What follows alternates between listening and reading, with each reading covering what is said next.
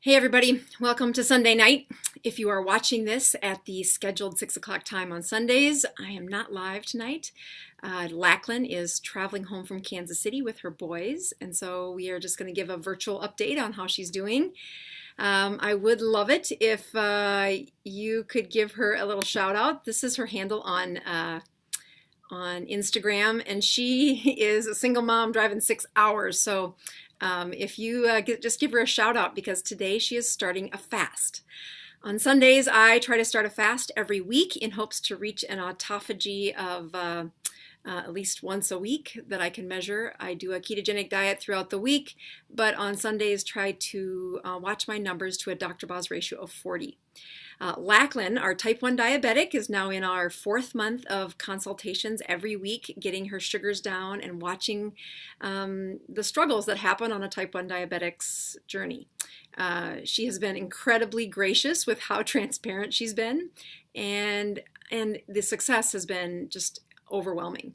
Last night I attended a gala for type 1 diabetics in children, and just making sure that it's actually a local foundation here in my city of Sioux Falls, South Dakota, where a mom had a type 1 diabetic, diagnosed at 5, and followed all the rules, did everything the American Diabetic Association said, was gung-ho for her kid, and found herself in a mess 3 years later with sugars going up and down. She since went against the grain and did a ketogenic diet, and really has created a tidal wave of support for kids. So last night we attended that in support of Let Me Be 83, which is the organization for type 1 diabetics in kids. And I just want to say congratulations for a great conference on Friday, and a great information on type 1 diabetics for how they can use a low-carb diet. I do have a very common question that I wanted to answer. I was going to do it with Lachlan, but I'm going to do it just with you. And then just want to say one more time, if you use that handle for Instagram, the next 36 hours, Lachlan is going to be fasting. So if you can give her words of encouragement, it really does help. I'm in here on a Sunday, and I quickly saw a patient and did just some cleanup things, not feeling my best today. I think it was because I had a dessert last night that had a sugar substitute that does not agree with me. If you've read my book any way you can, there's a fantastically telling story about a craving I had, and went into the kitchen and just Googled how to convert this to a low-carb dessert, and man, I paid for that like for 2 days. So these sugar substitutes, some of them are great, some of them do not sit well with me, and I'm totally feeling punk. And I didn't even have a drop of wine. I knew I was fasting today and was going to be checking my numbers, and I just have found that even if I have a glass of wine on Saturday nights, when I do that, I just don't feel as well. I didn't even do that, and I feel kind of punk. So I'm going to be starting my fast, and I would bet if I had to look in the crystal ball that my numbers will not be so good. I just don't feel great. So there's nothing like a little green tea, and I actually put a few ketones in here because I just don't feel great. But I'm going to carry on and do what I tell my patients to do, which is, even when you're not feeling well, try to do the things that we know work well. One of them is fasting always does make me feel better. I do find that I get better energy by the second day. If I'm feeling low, I will supplement with some ketones, which I did. And then do what it is that makes you feel good, which I love teaching. And so here we are. I'm using today's broadcast as a way to answer one of the most common questions I've been getting for about a month. I actually am working on writing another book with more advanced lessons of ketosis. If you're a beginner in a ketogenic diet, I highly recommend that you buy the book I wrote, Any Way You Can. These are the basic lessons of a ketogenic diet that I've woven into my mom's story when she was fighting cancer at 71. Much like my channel, I use real patient stories to teach the science of how this medical approach to better health works. Ketogenic diets are not rocket science, but they do have lots of questions, and there's lots of myths out there, and I try to be sticking to the front lines, trying to find as much of the research papers I can to support how I come up with my decisions, but clinical practice is also a big part of how this works. So I am going to use this week, we're going to start with some basics. I'm going to use the slide deck again I've got prepared. And then if you could do me a favor, again, this is going to be a part of what goes in my next book. So this is kind of source material for one of the chapters on why, Doc, why are my sugars still high? I've been doing everything you said. Why are my sugars still high? And so I would love to know what you think of this information. Obviously, it's not written form yet, but these are the thoughts that are going into a chapter. So just like Lachlan, I need encouragement to just say, is this worth a chapter? Does this matter to people? And I totally depend on how the response goes when I put out a video. So if you could help me by saying, skip it, doesn't need to be in the book, or nope, that was a good explanation. So let's hit play and see how this turns out. All right, so we are going to start with, I didn't start at the beginning. Let's try that again. We are going to start at the top. That's a sneak peek of what's coming ahead. It's called foreshadowing in writing. All right, so this is about why is my glucose so high? So we talk all the time about how this diet is about changing the inflammation in your system, really addressing chronic illness by reducing sugars that have been high, and mainly the unchecked chemical that is being impacted by a ketogenic low-carb diet is your insulin. So we're going to go forward and say one of the fastest ways to kind of get your head around what we're looking for as we study these chemistries is to use something called the Dr.Boz ratio.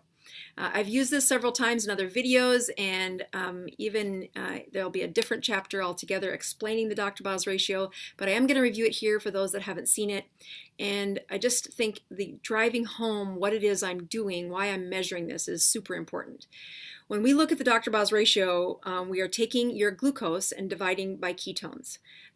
These two biomarkers really help me do an approximation of your body chemistry by looking at what the overall number is over time.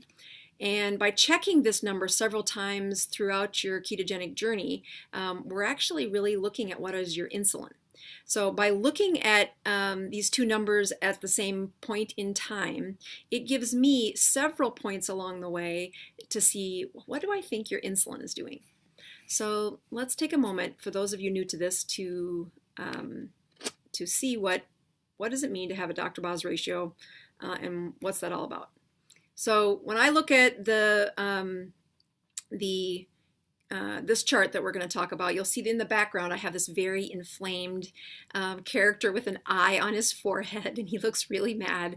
That is my representation of insulin. And I know people give me a bad time for demonizing insulin, but boy, I run a chronic disease management, and I take care of folks in the later decades of life where, boy, if I could erase one thing for years of their life, it would have been excessive amounts of insulin. So I draw him that way, and there's only a few pictures I've ever had where he's not inflamed, because that's when he's normal. But most of the time, there's excessive amounts of insulin in my patients. And it's not something I send them to the lab to do. The insulin changes a lot. It's really expensive. And I find that when they are checking these numbers, their ownership of the problem is much better. So we're going to use some examples here. This person's glucose was 97, and then I specifically put on there that the other metrics used for measuring glucose is millimoles per deciliter, millimoles per liter. And that's actually a factor of 18. So 97 divided by 18 is 5.3. This is, again, what's used in a lot of the research articles. If you go out and you search, is there a research paper done on the Dr.Boz ratio? It's not. It's something I use clinically. I used with my mom, but it is based off of the numbers you find in the glucose ketone index. And we're going to explain why I chose to come up with the Dr.Boz ratio. So this patient's ketones at the time were 1.2. So if you take 97 and you divide by 1.2, their Dr.Boz ratio was 80. Let's just take a quick second to look at what their GKI index was, or GKI, which is glucose ketone index. And if you do a Google search of Thomas Seyfried, he's the one who I learned from, and they use this in the protocols for cancer patients and for seizure patients to get them in therapeutic levels. What they're looking for is a glucose ketone ratio, And so in this case, the ketone ratio needs to be 1.0 in order for you to be able to do the math right. So in this patient, she would have had a 5.3, which is the millimoles per liter of the glucose. And the other part of that ratio was the 1.2 ketones. But in order to get to the scientific paper, you still need to get that ketone down to a common denominator of 1.0. So that would change that ratio of 4.5 to 1. Okay, that's a lot. Just hang in there. What that's really looking at is for every one ketone, they were looking at 4.5 glucose molecules in a millimole per liter. So that's really sciencey, but again, it is based in science, and that's how we're using this. It's just much easier. My mom was really sick when we were doing this, and she was like, ratios, common denominators, not doing that. So she was too sick, and so are a lot of my patients. So this just is a lot easier way, and is a way to translate what does this mean. So if you get that Dr. Bow's ratio under 80, I call that a weight loss zone. So here's another example. Again, glucose was 100. If you do the calculations for what's the millimole per liter, that's 5.5. Their ketones were 1.5, so that's pretty good.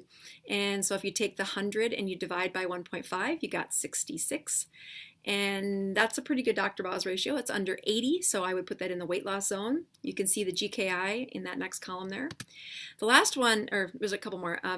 This one was a glucose of 75. Again, there's that correlating other glucose. Here's the ketone, and the Dr. Bow's ratio was 83. So that would be close to what I would call a weight loss zone. So I put it in nearly the weight loss zone. A couple more. The glucose here was 88. Ketones were 1.1. So that puts you at a Dr. Bow's ratio of 80 and a GKI of 4.4 to 1. Another weight loss zone. And then I call this zone where the Dr. Bow's ratio is less than 40, an immune repair. So again, we're really looking at chronic disease, and many of my chronic disease patients suffer with autoimmune problems, or their immune system isn't working right. You can go back into the book and see that Grandma Rose's cancer was of her white blood cells. So her immune system was shot. She was on antibiotics 50 out of 52 weeks before we started the ketogenic diet. That next year, she did the reverse. She was on antibiotics only a couple of weeks, and that was miraculous. I could not believe how quickly I could resurrect her white blood cells by just decreasing the sugar, decreasing the inflammation, by decreasing her insulin, which is, again, what the Dr. Bow's ratio is about. The last one is what I would call the critical care zone. And again, this Thomas Seyfried goes into this in his book, Cancer as a Metabolic Disease. And they use that GKI of a 1 to 1. That is an incredibly strict ketogenic diet. That is usually a 5 to 1 ratio of fat to carbs plus protein. So that's probably another video actually. So it's an incredibly strict, very limited amount of carbohydrates and protein, and actually calorie restricted in that zone too. So when Grandma Rose was really sick, when I'm taking care of somebody who has cancer and they want to help their oncology team by metabolically enhancing their system, we reach for this ratio. It is incredibly difficult, and I really recommend that you are under medical supervision. But this is what we would call a prescribed diet. I think a ketogenic diet should be prescribed by all physicians. I think we should all understand how powerful it is that we can change the health of patients by using this. But there is a prescribed ketogenic diet, which is working for a GKI, a glucose ketone index of 1 to 1, which is a Dr. Bow's ratio of less than 20. Those are for seizure patients. Those are for the cancer protocols where they use it. And again, medical supervision, highly recommended. Let's just do a flash through this. So this is, again, that ratio of saying, what is it about this that lowers it? Here's just a few more examples saying, here is your glucose of 140. The ketones were 0.7, and that gave you a ratio of 200. So you probably wouldn't be losing weight then. You wouldn't be working on your immune system.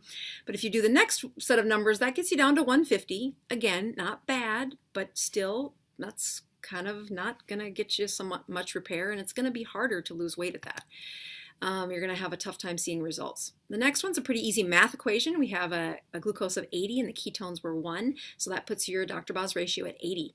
And again, there's a pretty solid chance that you're going to be in a weight loss zone, that your insulin is low enough to open up your fat storage, and that's a powerful predictor in my clinic, but also in the research by saying when you get that ratio to this, it really is a weight loss zone. Next, we have 2 situations where the glucose was 68. The first one, the ketone, was only 1.7, and that gave them a ratio of 40. Again, that would hit that Dr. Boz ratio. If you kept that glucose at 68 and you got the ketones up to 3.4, that's how it would look if you got to the Dr. Boz ratio of the critical care, the cancer patients or my seizure patients.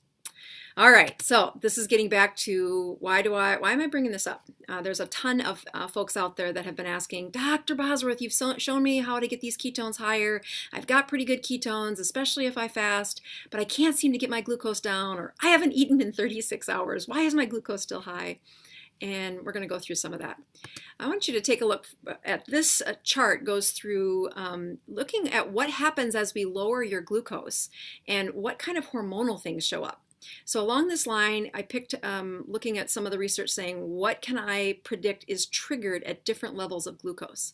Now, these people were not on a ketogenic diet, so you're going to see some symptoms that I do not feel when my blood sugars get into the 50s. But without a ketogenic diet, without being keto adapted, these are common. So first of all, the easy one is when you get your glucose to 80 or less, your insulin decreases. That's why on that Dr. Boz ratio, if I can get a ratio of 80 or less, I'm really confident that their insulin lowered probably before this moment. But that is the insulin predicts, can you open up your fat cells and lose that weight? When you push it down to 70, you've now got glucagon. Glucagon is going to be a hormone that says, hey, you got any storage of that sugar around? We might need some. And so you're really going to be emptying some of the storage. Epinephrine starts to rise at this point. Epinephrine is another way to say your energy or your mental focus will increase. You get into those 60s and you can see pretty good data that says our norepinephrine is rising, and so is growth hormone. In my book, one of the favorite chapters I have is on growth hormone and how to spark it, how to make it higher. I learned in medical school that never goes up, but that is indeed not the case. In a ketogenic diet or a fasting regimen, you can see that rise. So that's pretty cool. Next, you can see these are the 2 parts where I foreshadowed and said, now wait a minute. In looking at cortisol as it rises, that is a stress hormone. That is your body saying, I think we might be getting in trouble here, and it will reach for even deeper glucose storages when your cortisol rises. In fact, your cortisol is the hormone that surges about an hour before you wake up in the morning, and it tells the liver to release some glucose. So you can see that dawn effect of more glucose circulating because of this hormone cortisol. Now, that's not from a low blood sugar, that's from circadian rhythm and sleep patterns. But finally, this was in the literature, and I just put it in here to say, when you're not on a keto-adapted diet, you're going to look at this chart and say, she's crazy. There's no way you can stay awake at 55. And I would say that's just not true. When you look at keto adaptation, you are awakening your brain to use ketones. And it doesn't do it the first day, but boy, if you really give it some good doses of ketones, I've got another lecture out there showing we can adapt your brain in 4 days if you restrict carbs significantly enough. If you put ketones available, that's been a fascinating education for me. I thought it took much longer to wake up those mitochondria in the brain, but if you rise the ketones in your blood, you can see those little turkeys turn on in as little as 4 days. All right, so let's get back to the focus of this, which is, why is my glucose so high? And in a word, it's called glycogen. Yeah, everybody's like, what? All right, so this is where, if you haven't bought the book, I'm going to give another plug for this because there's a chapter in the book that goes through this chart. And you may think this is a kind of a goofy chart, but this is my favorite chapter in the book. It is super sciencey, but I really got so much better of an understanding of what is really happening in the different stages of a ketogenic diet, and where do my patients run into trouble from this chart. So just slow down with me a little bit, and I want you to look at I've got 5 phases there. The third phase is in blue, but I want you to focus on what's happening in the second phase.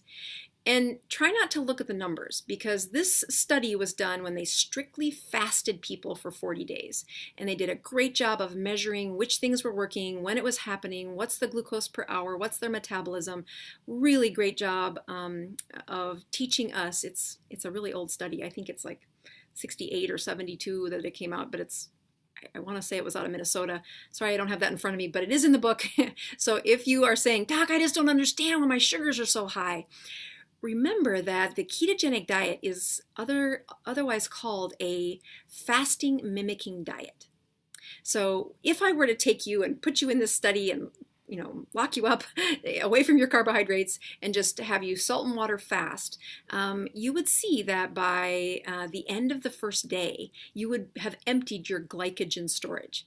So glycogen is this word that that is stored sugar. And I just want you to see the pattern that happens in phase 2 where the curve for the glycogen goes up, and then it starts to trickle down because it's all gone. And then there's this dashed line that's happening that really peaks into that third and fourth phase, which is called gluconeogenesis. We're going to do gluconeogenesis in a different video. I'm going to really unpack glycogen for my insulin-resistant patients in this video. And it's that phase 2 that's happening to them.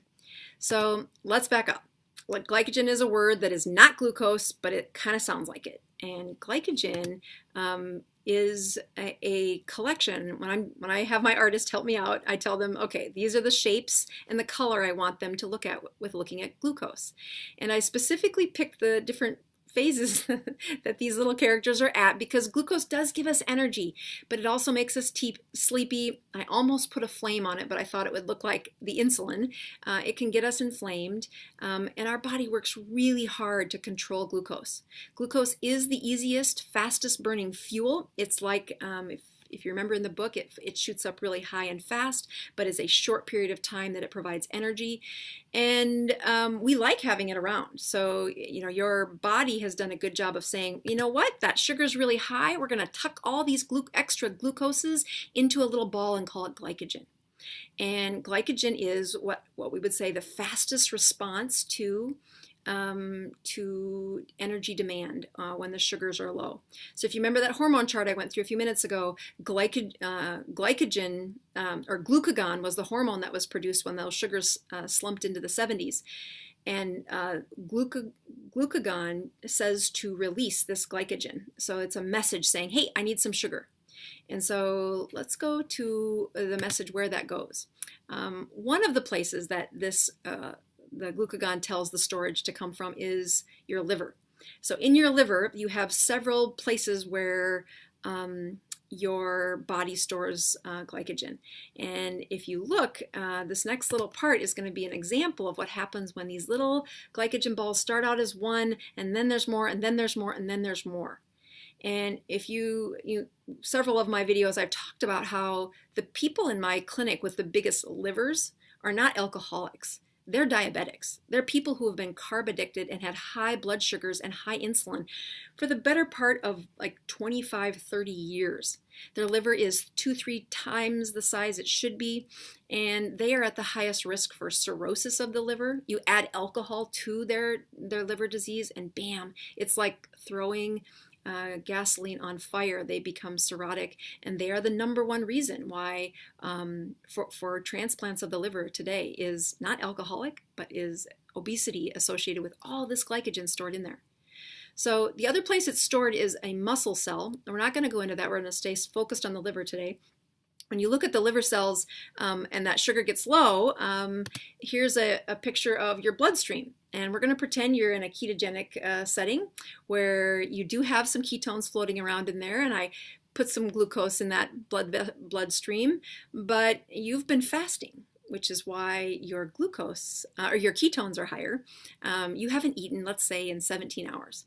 And your glucose is getting down there a little bit, and your body says, hey, you know what? We've tucked away some sugar for a rainy day. And that's where you will start to see the liver empty out these glucagon balls and really say, hey, this is the easy the easy fuel to burn. And hopefully you know, but if you don't, I go through this in the book very adamantly, that if you line up a mitochondria and a glucose in front of a cell, that glucose is going to sneak in front of the ketone nearly every time. Just recently I've done a video about how the brain actually can prefer to use ketones, but that is a rather new discovery of how we've studied that and how we've looked at that. The rules of time is we cannot have glucoses too high in our system. It is dangerous for excessive glucose.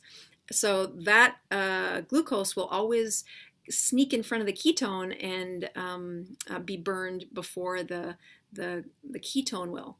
So when folks come in to me and say, doc, I've been doing what you told and I'm in this weight loss stall. I've been doing your Dr. Boz ratio and I can't get my ratio under 100. My ketones aren't bad. 0.8 and 1.2, but my sugars have been so high.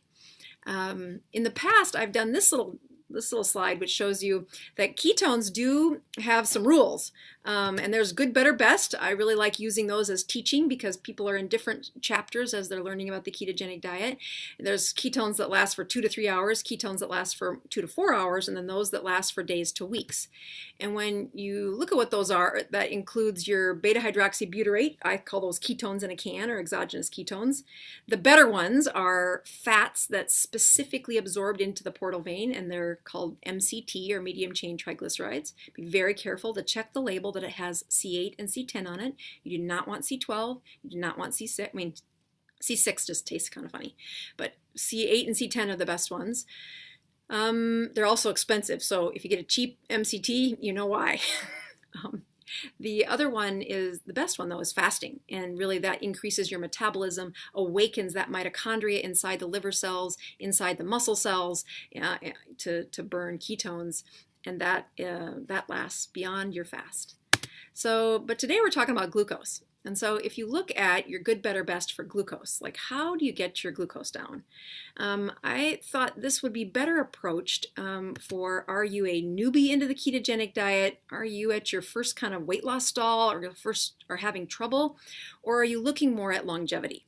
And so the good, better, best for glucose, the best glucoses are those, around the 70s or 80s in your system. Keeping that glucose controlled. Last night at the gala for these type 1 diabetics, the reason the title of that charity is Let Me Be 83 is that is the best average for a growing kid to keep their glucoses at 83. So as adults, it could be even lower because you're not growing, but you're also not, you shouldn't be growing. You're probably growing the wrong direction. So let's look at the first one. Good. Good would be decrease your carbs to less than 20. This is really important. I've had people run into the problem saying, I'm doing everything you say, I'm doing everything you say. And then I look at, and their macros are really what they're looking at in percentages instead of measuring the 20 grams of carbs per day. And I'll tell you, I use this rule hard and fast. I do not count, I count all fiber. So if you say, well, but I can subtract the fiber and get a few more carbs, do not play that game. You are going to find yourself in a pickle. That less than 20 carbohydrates a day, and don't cheat by playing the fiber game. That's my recommendation. The second one, though, is we talk about an eating window when they run into their first stall, or the first time they say, doc, I'm checking all these sugars, I feel fine, but I'm not losing any weight, and they're getting frustrated. So that's when I'll start to talk about things like, all right, if you've been on this ketogenic diet for a couple of weeks, or hopefully closer to 6 weeks is when I like to have this conversation, they have limited their food already. If they've kept those carbs under 20 and really worked on finding satiety, finding that a high-fat meal sends other hormones surging that really reward your brain, reward your energy, and shift your chemistry. And for an insulin-resistant patient, it's so important that this happens. That they really do spend those first few weeks not skimping on calories. You can get to that at a later stage. I need your chemistry fixed first. So important. When they skip this step, their metabolism continues to slow down and dwindle, and they really don't get to find the pleasure of what is found on a ketogenic diet. So this eating window is something I have them focus on. And most of the time, I start by saying, just eat when you're hungry. And many times, I remember when I personally walked through this with Grandma Rose, we skipped breakfast, which was kind of we had to address our routine. We could still have our coffee. We tried to have black coffee and really have no calories until we felt hungry. And boy, you could find yourself at one meal a day pretty darn quick. It is a conversation that most people have to have out loud, though, that they don't realize, well, aren't you supposed to eat 3 meals a day? Isn't that what you're supposed to do? And I would say that if you look back over the mankind time, that's really a modern day rule, and it really has led to a lot of the obesity and a lot of this elevated sugars and elevated insulins. So the second thing that you say, well, doc, I'm already eating 1 meal a day. The next thing I would have folks look at in that eating window is to remember that your circadian rhythm really does spark your metabolism. Earlier in the video, I talked about how cortisol rises when those sugars got low if you weren't keto adapted. Cortisol is also that hormone that wakes you up in the morning with a surge of chemistry that tells your liver to release some of that glycogen. And out comes the sugar. This is I haven't eaten in hours. How can my sugar be high? Because your body got a signal from the chemistry team that said, hey, she's getting low on sugar. You want to release a couple of those little balls you stored of sugar? And out comes the storage. The good news about eating window is most of the time patients don't need to focus on the circadian rhythm at the beginning of their eating window. They're working their way through how to eat 1 meal a day. Most of us choose that meal to be in the afternoon or evening. And then I would say if you're an evening eater and you're stalled or you're having high blood sugars, you have to start limiting your window before your circadian rhythm. So if you wake up at 7 o'clock in the morning, 6 o'clock in the morning, your circadian rhythm went off about an hour or so before that. So that's really when your metabolism started. So let's say you wake up at 7, that means your circadian rhythm went off at 6. So now if you subtract 12 hours from that, so that's 6 o'clock the night before, it would be my recommendation that you have no calories from 6 o'clock at night to 6 o'clock in the morning. And then if you choose not to eat in the morning, congratulations, that's fine, but don't counting the window prior to the circadian rhythm is the key to really rising to the next level of improving your metabolic health. Your body released the glucose, and it did that because it's programmed to do that to wake you up. It doesn't mean stay in bed all day. It's still going to do that. It's still going to send a circadian rhythm. So that's not a hack. You can't skip it. But when you're finding your sugars too high, it is the evening hours that people tend to eat or snack or even just add a few little almonds before they go to bed. Boy, that raises those that insulin that sparks the storage team to wake up, and you're going to find yourself with higher sugars than you want. The last thing I talk about to improve your glucose is I look at the word fasting. Yes, that F word. Again, I do not talk about this the first 6 weeks, maybe even 8 weeks of a ketogenic diet. I want them figuring out how good they can feel on a ketogenic diet, and I want them not really checking their blood sugars until they get to these stuck points. When it comes to fasting, I really like them to address that 12-hour window before they do that first 36-hour fast. So if they're saying, I'm going to do a fast, I'm going to do a 5-day fast, I'm like, put the brakes on. Don't do that. I would recommend that you conquer your 12-hour pre-circadian rhythm time, meaning limit the food from the time your circadian rhythm goes off until 12 hours before you're going to wake up again. So I like your stomach to be empty by the time that 12-hour clock rings. So I like folks who are going to have a circadian rhythm at 6 o'clock in the morning. I'd like them done eating by 5:30 so that they can sweep that sugar and that food or whatever they eat into the intestines, and that the stomach is truly empty for 12 hours before they wake up. And then the key is absolutely no snitching, no snacking, no gum. Really important. If you need something, put a little salt under your tongue and do not break through that window. Once you've conquered that 12-hour window before you wake up, then if you're still having high blood sugars, I've had people never need to fast. They really lost all the weight they needed. They got those sugars controlled because they followed that rule. If that's not how... If you're still having high blood sugars, one of the key things is to do a 36-hour fast. And that sounds like a long time, but really you've got two nights of sleeping. So you've got 8 hours of sleep and 8 hours of sleep. So 16 hours of that is sleeping. So really it's only a 20-hour fast. Um, the, um, the key though is that you really mentally prepare for that day. I like to just make sure it's a busy day, and then be sure to put some salt crystals in your pocket in case you get a crave of hunger on that 36-hour fast. But again, that's what Lachlan did 2 weeks ago now, and is again starting with me today. I try to do a fast every Sunday, so we're starting today. I point this out again because I don't recommend people check their glucoses and ketones when they first start a ketogenic diet. But when you get into some of these advanced lessons, it is a powerful transition to say, well, why aren't you losing weight? Don't just tell me that. Show me the numbers. And I've had a few people want to reach out to me on, with saying, can you help me? Can you help me? I'm like, if you're not checking numbers, no one can help you. You need to help us.